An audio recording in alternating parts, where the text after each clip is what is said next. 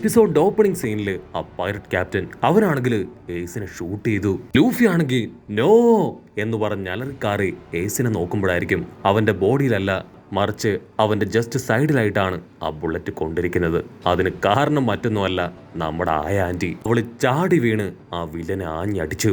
അവളങ്ങനെ വമ്പം കലിപ്പില് വില്ലനോട് ചോദിക്കും, നിനക്കെത്ര ധൈര്യം ഉണ്ടെങ്കിൽ എന്റെ മക്കളുടെ ദേഹത്ത് കൈവെക്കും? നിനക്കൊരു കാര്യം അറിയോ, ഇവര് 3 പേരും എന്റെ മക്കളാണ്. ഉടനെ ആ ആന്റിയുടെ അസിസ്റ്റന്റ് അവൻ ഓടി വന്ന് ലൂഫിയെ താങ്ങിയെടുക്കുകയാണ്. അവന്റെ ബോഡിയിലാണെങ്കിൽ വലിയ മുറിവ്. ആ ആന്റി ആണെങ്കിൽ ആ ഫ്രണ്ട് അവൻ എവിടെയും ചോദിക്കും. അതിന് ലൂഫി പറയും, പേടിക്കാനില്ല, അവനെ അവന്റെ ഗ്രാമത്തിലേക്ക് അവന്റെ പപ്പ കൂട്ടിക്കൊണ്ടുപോയി. ആ പൈററ്റ് ക്യാപ്റ്റൻ ആണെങ്കിൽ എന്താ ചെയ്യേണ്ടതെന്ന് അറിയില്ല. ആന്റിയുടെ മുഖവും ടെററായിട്ടുള്ള നിൽപ്പൊക്കെ കാണുമ്പോൾ ആൾക്ക് കുറച്ച് ടെൻഷനാവും. ആൾ ചുറ്റും നോക്കും. ആളുടെ പൈററ്റ്സ് എല്ലാവരും ബോധം കെട്ട് താഴെ കിടക്കുകയാണ്. പക്ഷെ എന്നിട്ടും ഒട്ടും കോൺഫിഡൻസ് വിട്ടുകൊടുക്കാതെ അവനിപ്പോ ആ ആന്റിയായിട്ട് ഫൈറ്റ് ചെയ്യാൻ തയ്യാറാവുകയാണ്. ആന്റിക്ക് മനസ്സിലാവും അവൻ ഒറ്റയ്ക്ക് നിന്ന് ഫൈറ്റ് ചെയ്യാൻ പോവാണെന്ന്.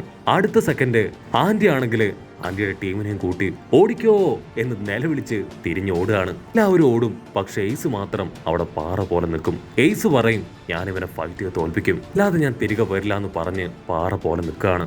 അത് കാണുമ്പോ ഇപ്പൊ നമ്മുടെ ലൂഫി അവനും കയ്യിൽ കിടന്ന് പിടയ്ക്കാൻ തുടങ്ങും. എനിക്കും ലൂഫിയുടെ കൂടെ ഫൈറ്റ് ചെയ്യണമെന്ന് പറയും. ആ ആന്റി ദേഷ്യപ്പെട്ട് പറയും, മിണ്ടിപ്പോരുത്, അല്ലെങ്കിൽ നിന്നെ ഞാൻ ആ തീയിലേക്ക് എടുത്തെറിയും. ആ ആന്റി അവളുടെ അസിസ്റ്റൻസിനോട് എത്രയും പെട്ടെന്ന് ലൂഫി ആയിട്ട് അവിടുന്ന് പോവാൻ പറയും. അതിനുശേഷം ആളിപ്പോ എയ്സിനെ സഹായിക്കാനായിട്ട് അവന്റെ അടുത്തേക്ക് പോകും. പൈററ്റ് ക്യാപ്റ്റൻ ആണെങ്കിൽ ഇപ്പൊ ഭയങ്കര കോൺഫിഡൻസ്. കാരണം അവളുടെ കൂടെ ഇപ്പൊ അവളുടെ അസിസ്റ്റൻസ് ഇല്ല. അസിസ്റ്റൻസ് ആണെങ്കിൽ തിരിഞ്ഞു നോക്കിക്കൊണ്ടേ ഓടുകയാണ്. അവർക്കാണെങ്കിൽ ആ ആന്റിയുടെ നിർദ്ദേശം അത് ലംഘിക്കാനും കഴിയില്ല. അതേസമയം നമ്മുടെ പൈററ്റ് ക്യാപ്റ്റൻ അവൻ പറയും, ഓ, നീയും നിന്റെയും മകനും ചേർന്ന് എന്നെ തല്ലിക്കൊല്ലാൻ പോവാണോ? നിങ്ങൾക്ക് തോന്നുന്നുണ്ടോ നിങ്ങൾക്ക് എന്നെ ജയിക്കാൻ കഴിയുമെന്ന്? അടുത്ത സെക്കൻഡ് 2 ടീമും വമ്പൻ ആയുധങ്ങളൊക്കെ എടുത്ത് പൊരിഞ്ഞ പോരാട്ടം. കട്ട് ചെയ്ത ഇവിടെ ഗ്രേറ്റ് ആർമിയിലുള്ള ജനങ്ങള് അവരിൽ പലരും ഇപ്പൊ ജീവന് വേണ്ടി നിലവിളിച്ച് കരയാണ്. പലർക്കും അവരുടെ ഉറ്റവരെയും ഉടയവരെയും നഷ്ടപ്പെട്ടു. ഇവിടെ രക്ഷപ്പെട്ടവരാണെങ്കിലും ഇപ്പൊ വലിയൊരു തീക്കൂനയുടെ നടുക്ക് തന്നെയാണ്. അവരെങ്ങനെ അതിൽ നിന്ന് പുറത്തു കിടക്കുമെന്ന് കാര്യമായിട്ട് ചിന്തിക്കുമ്പോഴായിരിക്കും ഒരു ഭാഗത്ത് നിന്ന് ശക്തിയായിട്ട് കാറ്റ് അവിടേക്ക് വീശി അടിക്കുക. ആ ഒരു വലിയ കാറ്റില് ഒരു ഭാഗത്തുള്ള തീ അത് മുഴുവനായിട്ടും അങ്ങനെ അണഞ്ഞില്ലാതാവും. ഉടനെ ജനങ്ങളാണെങ്കിൽ ഇപ്പൊ ആ വഴി മുൻപോട്ടേക്ക് ഓടുകയാണ്. അപ്പൊ ദൂരത്തായിട്ട് ഒരു വലിയ കപ്പൽ കാണും. കപ്പലിലേക്ക് ക്യാമറ അങ്ങനെ സൂം ചെയ്യുമ്പോഴായിരിക്കും മറ്റാരുമല്ല, സാക്ഷാൽ ഇവാൻ ഡ്രാഗൺ, അവരുടെ ഒരു പൈററ്റ് ടീം. അവരുടെ കൂടെ തന്നെ ആ കൂമയുണ്ട്, ദ റിയൽ കൂമ. ഉടനെ ഡ്രാഗൺ പറയും, ആ സിറ്റിയിലെ പയ്യൻ. അവൻ പറഞ്ഞ കാര്യങ്ങൾ കേട്ടാണ് എനിക്ക് കൂടുതൽ സങ്കടമായത്. ഡ്രാഗൺ പറയുന്നത് മറ്റാരെയും കുറിച്ചല്ല, നമ്മുടെ ഫ്രണ്ട് പയ്യനെ കുറിച്ചാണ്. ഉറപ്പായാലും ഈ വ്യവസ്ഥകൾ മുഴുവൻ മാറ്റണം, ഇതിനൊരു അന്ത്യം ഉണ്ടാവണമെന്ന് പറഞ്ഞ് അവൻ ടെററായിട്ട് നിൽക്കും. ജനങ്ങളാണെങ്കിൽ ഇപ്പൊ ഓടി ഡ്രാഗന്റെ മുൻപിലേക്ക് വരും. ഡ്രാഗൺ ചോദിക്കും, നിങ്ങൾ ആരൊക്കെയാണ് സ്വാതന്ത്ര്യത്തിനു വേണ്ടി ഫൈറ്റ് ചെയ്യാൻ തയ്യാറാവുന്നത്? അവർക്കെല്ലാവർക്കും എന്റെ ടീമിലേക്ക് വരാമെന്ന് പറഞ്ഞ് കൈനീട്ടും.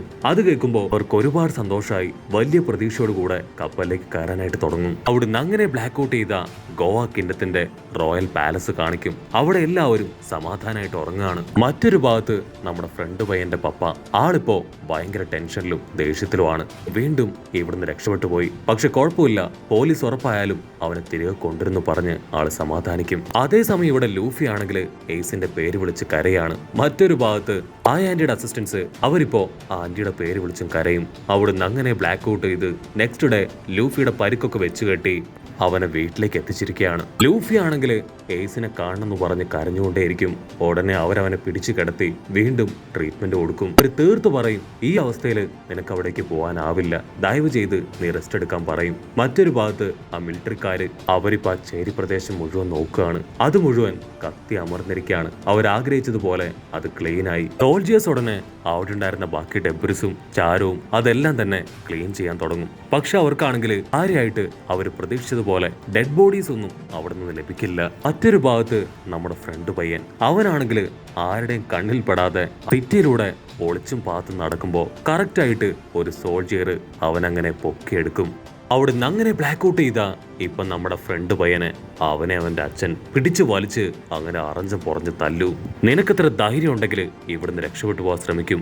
നീ എന്തൊക്കെ ചെയ്താലും നിനക്കിനി തിരികെ അവിടേക്ക് പോകാനാവില്ല. ആ ചേരി അത് മുഴുവൻ കത്തിച്ചാമ്പലാക്കി. അവിടെ ഇപ്പോ നിന്റെ ഫ്രണ്ട്സും ഇല്ല. മാത്രമല്ല നിന്റെ ഫോട്ടോസ് ഇവിടെയുള്ള എല്ലാ സോൾജിയേഴ്സിന്റെ കയ്യിലും ഉണ്ട്. ഇനി ഇവിടുന്ന് രക്ഷപ്പെടാൻ ശ്രമിച്ച നിന്നെ ഞാൻ കൊന്നു കളയുമെന്ന് പറഞ്ഞ് അവനെ ഭീഷണിപ്പെടുത്തും. അതിനുശേഷം ആ സോൾജിയേഴ്സിനോട് പറയും, ഞാൻ ഗ്ലോബൽ ഫാമിലി ചേർന്ന ഒരു മെമ്പറാണ്. സോ നിങ്ങൾ എല്ലാവരും ഇനി മുതൽ ഇവിടെ സെക്യൂരിറ്റി ആയിട്ട് നിൽക്കണം. ഒരു കാരണവശാലും ഇവൻ രക്ഷപ്പെട്ടു പോകാനായിട്ട് പാടില്ല.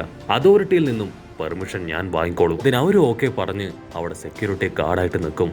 ആള് വീണ്ടും നമ്മുടെ ഫ്രണ്ട് പയ്യന്റെ നേർക്ക് ടേൺ ചെയ്യാണ്. ഞാൻ നിന്റെ പപ്പയാണെന്നുള്ള കാര്യം നീ മറക്കരുത്. ഇനിയും നീ അനുസരണക്കേട് കാണിക്കുകയാണെങ്കിൽ എനിക്ക് കർക്കശമായിട്ടുള്ള തീരുമാനങ്ങൾ എടുക്കേണ്ടി വരും. നിന്റെ ഫാമിലിയുടെ അഭിമാനം അതൊരു കാരണവശാലും നീ കളയാനായിട്ട് പാടില്ല.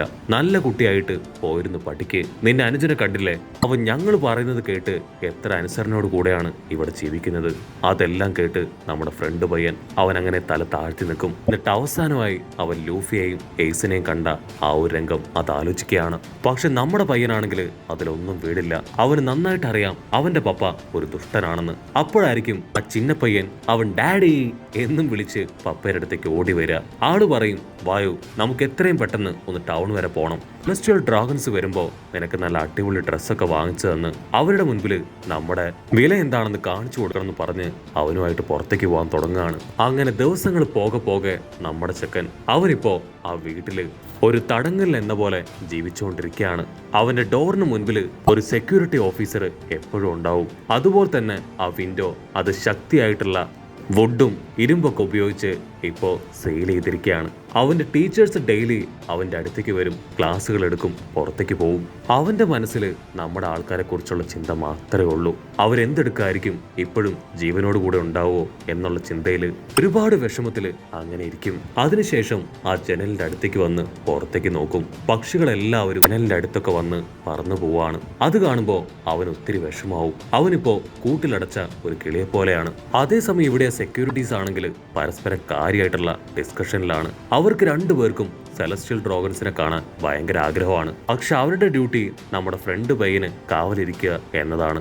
അവരതൊക്കെ പറഞ്ഞ് ഒരുപാട് ദേഷ്യത്തിലിരിക്കും. അല്പസമയം കഴിയുമ്പോൾ വീട്ടിലുള്ള എല്ലാവരും സെലസ്റ്റിയൽ ഡ്രാഗൺസിനെ കാണാനായിട്ട് പുറത്തേക്ക് പോവും. പാവം നമ്മുടെ ഫ്രണ്ട് പയ്യൻ അവൻ മാത്രം വീട്ടിലൊറ്റയ്ക്ക്. പുറത്താണെങ്കിൽ ആ സെക്യൂരിറ്റീസും. അപ്പൊ അവിടുന്ന് അങ്ങനെ സൂം ഔട്ട് ചെയ്ത് ഇപ്പൊ സെറ്റ് കാണിക്കുകയാണ്. അവിടെയുള്ള ജനങ്ങളെല്ലാവരും അടിപൊളി ഡ്രസ്സൊക്കെ ഇട്ട് സെലസ്റ്റിയൽ ഡ്രാഗൺസിന് വേണ്ടി വെയിറ്റ് ചെയ്ത് നിൽക്കുകയാണ്. റെഡ് കാർപ്പറ്റ് എല്ലാം വിരിച്ച് ഇപ്പോൾ സെലസ്റ്റിയൽ ഡ്രാഗണ് വേണ്ടി എല്ലാവരും കാത്തിരിക്കുകയാണ്. അപ്പൊ ദൂരത്തായിട്ട് വലിയൊരു കപ്പല്, അതിലാണ് സെലസ്റ്റിയൽ ഡ്രാഗൺസ് ഇപ്പൊ ഈ സിറ്റിയിലേക്ക് എത്തുക. അങ്ങനെ എല്ലാം ക്ലിയർ ചെയ്ത് കറക്റ്റ് ആയിട്ട് സെക്യൂരിറ്റി സിസ്റ്റം ഒക്കെ അസൈൻ ചെയ്ത് നിർത്തി കഴിയുമ്പോഴായിരിക്കും ആ കപ്പലിന് കുറുകെയായിട്ട് ഒരു ചെറിയ ബോട്ട് അങ്ങനെ മൂവ് ചെയ്ത് പോകുന്നത് കാണാം. ഉടനെ ചുറ്റുമുള്ള സെക്യൂരിറ്റീസ് എല്ലാം ഇപ്പൊ ബഹളം വെക്കാനായിട്ട് തുടങ്ങും. ആ ബോട്ട് അവിടുന്ന് മാറ്റ്, അതാരുടെ ബോട്ടാണ് എന്നിങ്ങനെ പരസ്പരം ചോദിക്കും. അവരുടനെ ബൈനോക്കുലർ ഒക്കെ വെച്ച് ചെക്ക് ചെയ്യും. അപ്പൊ ആ ഒരു ഫിഷിംഗ് ബോട്ടില് ഒരു ചിന്ന പയ്യനെ കാണാണ്. ബോട്ടില് ഒരു ചെറിയ പയ്യനാണെന്ന് വിളിച്ചു പറയും. അത് കേട്ട് ഇവിടെ നമ്മുടെ ഫ്രണ്ടിന്റെ പപ്പയും അമ്മയും അവർ രണ്ടുപേരും ടെൻഷനാവാൻ തുടങ്ങും. അപ്പൊ അതേസമയം വീട് കാണിക്കും. അവിടെ സെക്യൂരിറ്റി അടിച്ചിട്ട് നമ്മുടെ ഫ്രണ്ട് പയ്യൻ അവിടുന്ന് രക്ഷപ്പെട്ട് പുറത്തേക്ക് പോയി കഴിഞ്ഞു. ഇവിടെ എല്ലാവരും ആ ബോട്ടിലേക്ക് തന്നെ കണ്ണ് തുറപ്പിച്ച് നോക്കുകയാണ്. അപ്പൊ അവർക്ക് പിടികിട്ടും ആ ബോട്ട് ഓടിക്കുന്നത് മറ്റാരുമല്ല നമ്മുടെ ഫ്രണ്ട് പയ്യൻ. അവനാണെങ്കിൽ മറ്റുള്ളവരെ ഒന്നും മൈൻഡ് ചെയ്യാതെ ആ സെലസ്റ്റിയൽ ഡ്രാഗൺസിന്റെ കപ്പലിന്റെ സൈഡിലൂടെ അവന്റെ ബോട്ട് കൊണ്ടുപോകും. അവന്റെ ബോട്ട് അങ്ങനെ പതിയെ കടന്നു പോകുന്നത് ആ സെലസ്റ്റിയൽ ഡ്രാഗൺ ആള് കറക്റ്റ് ആയിട്ട് നോട്ട് ചെയ്യും. അടുത്ത നിമിഷം ആ സെലസ്റ്റിയൽ ഡ്രാഗൺ ആളങ്ങനെ ഫുൾ കലിപ്പില് ഒരു ഗണ്ണെടുത്ത് ആ ബോട്ടിനെ ആറഞ്ചം പൊറഞ്ച് വെടിവെക്കാണ്. ആ ഒരു വെടിവെപ്പില് അത് മുഴുവനായിട്ട് തീ കത്തി പതിയെ പതിയെ കടലിലേക്ക് അങ്ങനെ ആഴ്ന്നു പോകുന്നതോട് കൂടെ ഈ ഒരു എപ്പിസോഡും അവസാനിക്കുന്നു. എപ്പിസോഡ് ഇഷ്ടപ്പെടുകയാണെങ്കിൽ തീർച്ചയായിട്ടും ലൈക്ക് ചെയ്യാനും കമന്റ് ചെയ്യാനും ഷെയർ ചെയ്യാനും മറക്കല്ലേ. അടുത്തൊരു അടിപൊളി എപ്പിസോഡുമായിട്ട് കാണുന്നവരെ ഇറ്റ്സ് മീ വിത്ത് മല്ലു വെബിസോ.